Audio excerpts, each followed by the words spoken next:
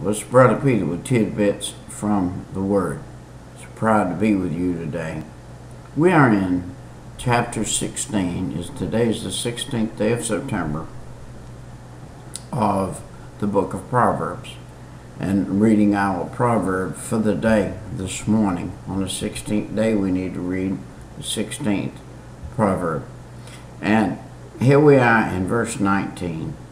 And he said, better it is to be of an humble spirit with the lowly than to divide the spoil with the proud. Very, very deep, very deep, very, very deep verse. All the verses of the Bible are deep, but this one's a deep well, a very deep well. And this is one I have dwelt on this year a good bit. Should we take the things that God has provided us and our family and frivolously throw them to the wind? Or, as he said here, divide them with the proud? Let's take them out and spread them around among the people who are not God's people, who are not following the Lord, who are taking that money, smoking it up, drinking it up, raveling it up, or just wasting it. And you worked hard to get it.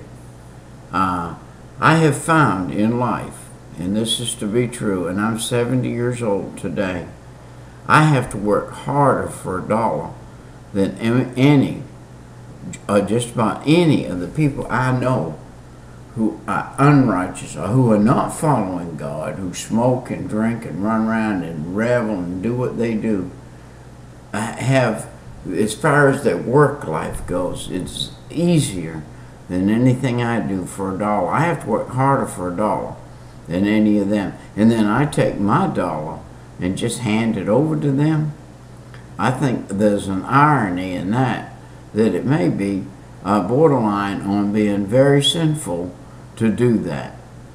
And I think he's saying here, the humble spirit and the lowly heart is better than to divide their spoil. In other words, stay in the Word and don't go out and try to make a whole bunch of dollars. You're just going to give them to somebody who is going to throw them away. So you might as well not even make them if you're going to throw them away. If you're going to use them in God's work, that's one thing. But if you're going to throw them out the window, you need to be careful. And I have thrown away very much, a lot of substance, just thrown it away. People come over here and they're around, and not just here, but all over the place. And I see today that man is only thinking about himself, what he can do for pleasure, how many cigarettes he can smoke, how much alcohol he can drink, how much money he can waste. And I have been a waster in that area to provide for those people. I think I need not do that, provide anymore. I need to cut the provision off before the Lord cuts my provision off. God has made great provision for me in my older days to live comfortable, but all of my comfort it just goes poof out the window if I have this group around me that will take all the dollars and everything else they can get from me, steal my equipment, my trucks, my trailers, my everything, and go down the road with it, and then look back and laugh at me and say, well, he's some kind of fool. Everything he's got is easy access. You just go over there, walk through his yard, you can pick up $100 bill worth of something real easy and take it down and get $10 for it, swap it for a carton of cigarettes, or do something with it. Hey, we need to be very careful, I reckon. I need to start being more careful in my life. I would like to see, I started this week, the week of September, and 2011, trying to get my house in order, get all of my little tidbits done on this particular level. I got about 2,400 square feet right here.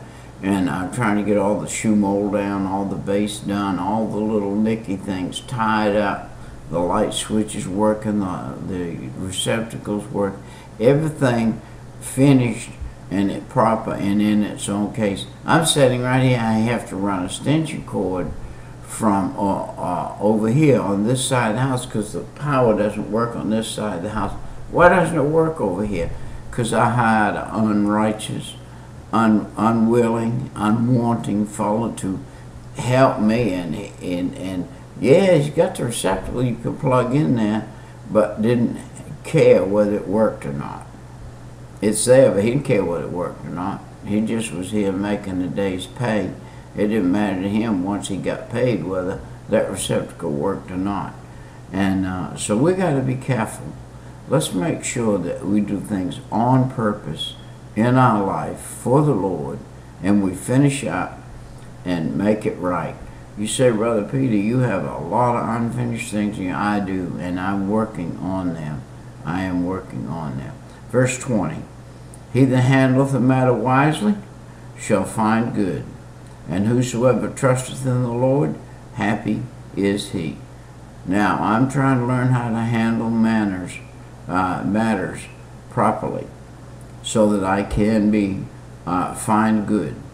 And then I'm trusting in the Lord. I know I'm trusting in the Lord, so I'm happy when I'm doing that. And the wise in heart shall be called prudent, and the sweetness of his lips increaseth learning. And understanding is a wellspring of life unto him that hath it. But the instruction of fools is folly. The heart of the wise teacheth his mouth, and addeth learning to his lips. Wow. Speak always in wisdom, he's saying here. Speak always in wisdom. Verse 24, pleasant words are as a honeycomb, sweet to the soul, and health to the bones. Be pleasant and be kind, and it will be health to the bones, not only of you, but those who you're speaking to. There is a way that seemeth right unto a man, but the end thereof are the ways of death. There is a way that seemeth right unto the man, but the ways thereof are unto death. We need to be careful as we walk what our ways are like. And this verse 25 said to be as sweet as a honeycomb, be as fresh as a sweet rose. Make the bones of those around you be healthy, and your own bones, which is necessary for health, the whole body, are pleasant words that refresh the soul. We need pleasant words to refresh our. So we need our souls refreshed every single day, every minute of the day. And verse 26, he that laboreth, laboreth for himself, for his mouth craveth it of him.